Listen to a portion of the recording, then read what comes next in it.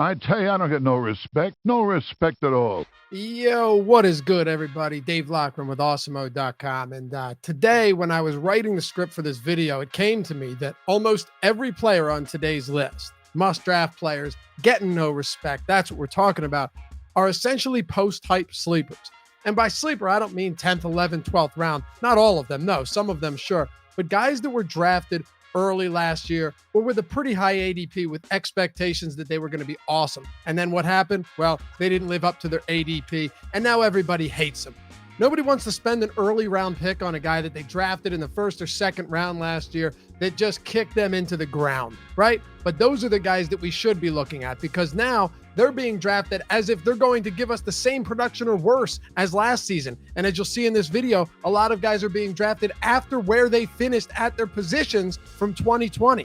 These are the type of players that we should be looking for, right? Post-hype sleepers, guys getting no respect whatsoever, that we can get at a discount, but also identify why they weren't good and why they'll be better in 2021. So that's what we're talking about. No respect for these players, but we respect them, we love them, and we're hitting on them right now. But before we do, hit that thumbs up and subscribe if you love this fantasy football shit as much as I do. Putting out as much content as we possibly can here on the channel, and we'd love to have you join part of the Awesemo family, so let's get into it. Oh, and if you still aren't playing at Underdog Fantasy, you're just letting life pass you by. You'll get $25 when you sign up using the promo code Awesemo and get to compete in some monster tournaments that pay out over $1 million up top, or the puppy that pays $100K to first and is only $5 to enter. Best Ball's the greatest version of fantasy right now, and Underdog's by far the best place to play it. Use the promo code Awesemo when you go to UnderdogFantasy.com and start cashing, baby. Courtland Sutton's entire 2020 season was lost to an ACL tear outside of 31 snaps that he played in week 2. He was one of the year's most popular breakout candidates, coming off an 1,100-yard, 6-touchdown season in his second year. But now Sutton becomes one of those post-hype sleepers who's being drafted outside of the top 30 at his position. Now, I know what you're thinking. Players coming off serious injuries are sketchy, and there are more weapons in Denver now than there were in 2019. Both of those points are fair. But it's 2021, and more players are returning from season-ending ACL tears and looking like their former selves than ever.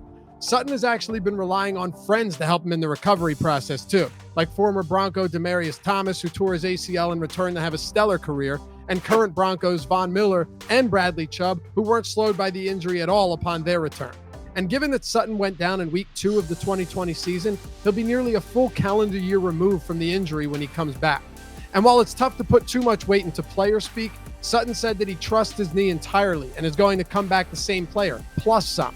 And as far as playing on a team with more weapons goes, it's true that Sutton will be playing alongside 2020 first-round pick Jerry Jeudy, a quality tight end in Noah Fant, and KJ Hamler if you want to include him in the conversation too. But I stand by Sutton being the best player of this group, assuming he's fully healthy, and all reports indicate he is. Hamler and Jeudy had the highest drop rates in the league last year among all wide receivers with at least 50 targets, and while both have clear upward trajectories going forward, neither is a sure thing yet going into year 2. Sutton was a top 20 receiver in his second year, and he was catching passes from Drew Lock, Brandon Allen, and Joe Flacco.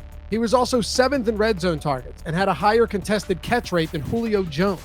So whether Vic Fangio, who said he'll name his starter soon, decides to start Drew Lock, who clearly wasn't great last year, but whose pass catchers had an unacceptable 9% drop rate, or Teddy Bridgewater, who supported 2,000-yard receivers and 4 players with 1,000-plus yards from scrimmage in Carolina, Sutton should still be viewed as a great pick in the 7th or 8th round with 3rd or 4th round upside. He has all of the intangibles and attributes that make up an alpha receiver in this league, but is being drafted behind Jeudy and only 2 picks ahead of Fant. Not every wide receiver needs an elite quarterback to put up quality fantasy totals. That's exactly the case with Brandin Cooks, but I'm not sure anyone other than myself is willing to see it this way. All my Brandin Cooks truthers stand up and let it be known, but wait until after you draft him as the wide receiver 38 in the 8th or 9th round. I mean, seriously, Cooks has gone for 1,000-plus yards in 5 of his last 6 seasons, with 114-plus targets in all of those years. I get that he's always played with quality quarterbacks outside of Jared Goff, and Tyrod Taylor is certainly no Deshaun Watson, but what if he doesn't need to be? Cooks is the clear number 1 receiver in Houston now that Will Fuller is gone. Hell, even Randall Cobb went back to Green Bay. So that means the Texans' top receiving options right now behind Cooks are Chris Conley, Anthony Miller, and rookie Nico Collins. Sure, you can make the argument that Cooks will always see opposing teams' top coverage and they'll look to take him out of the game, but I really don't worry too much about that when you consider a few things. Volume is king in fantasy football. Cooks can still create elite separation, as you see from this tweet right here, and here's the kicker. He was the wide receiver 4 in the 4 games Will Fuller missed last season. So as a player who outside of one miserable year with the Rams has finished as the wide receiver 17, 13, 15, 10, and 14 since 2015 and has zero competition for targets at his position and will almost certainly be playing from behind on a terrible Texans squad, I love the value that we're getting so late in the draft. Houston doesn't need to be good for Cooks to succeed. And don't worry, they won't be. But assuming Tyrod Taylor starts, you could do so much worse at the quarterback position. Shit, Taylor was a starting quarterback last year before the Chargers team doctor tried to kill him. And in 3 years as a starter, he was on average the QB 17. We can work with that. I definitely won't feel as good about Cooks if Davis Mills starts, but all indications right now are that Taylor starts in week 1. And hey, it's not out of the question that Cooks gets traded to a competitor mid-season. I just don't see the downside here. Take a team like the Jaguars, who were brutal last year. They were forced to throw at a league-high 66% clip, and Houston wasn't far behind.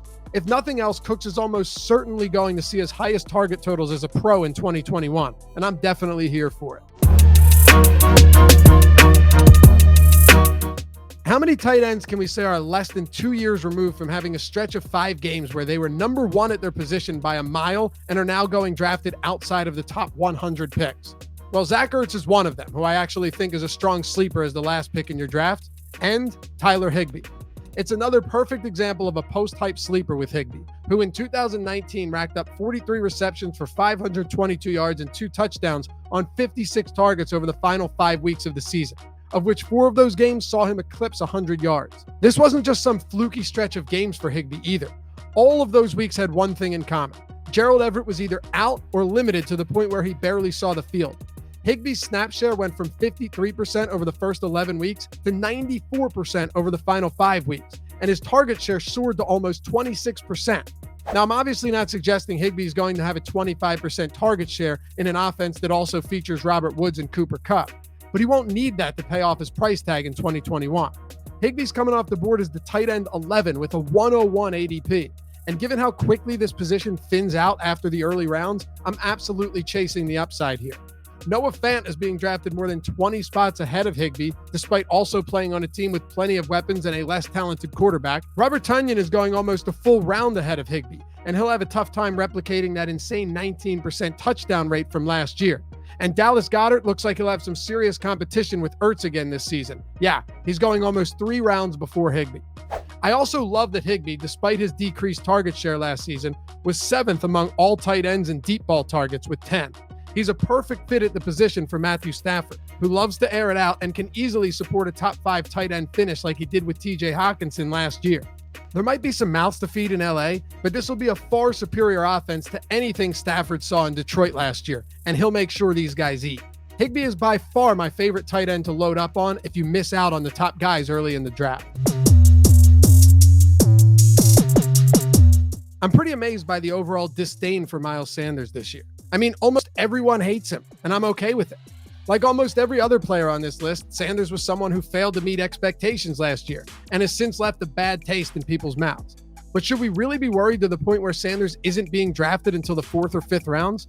I've been drafting him in the 6th round on Underdog Fantasy lately, which is on no uncertain terms outrageous. There are a couple of things to consider here, so let's run through them. Sanders finished as the RB23 last season. Not great at all. He's being drafted as the RB19 this year, so I guess it makes sense, right? Well, sure, until you figure he played only 12 games and was the RB11 if you isolate those weeks. Sanders amassed a respectable 1,064 yards from scrimmage and 6 touchdowns in 12 games and had a 16-game pace of 1,418 yards and 8 scores. Not too bad. I'm not saying there weren't some issues, though. Sanders had the highest drop rate in the league last year among all players with at least 50 targets, and it's been an issue at camp too, so this is a legit concern of mine.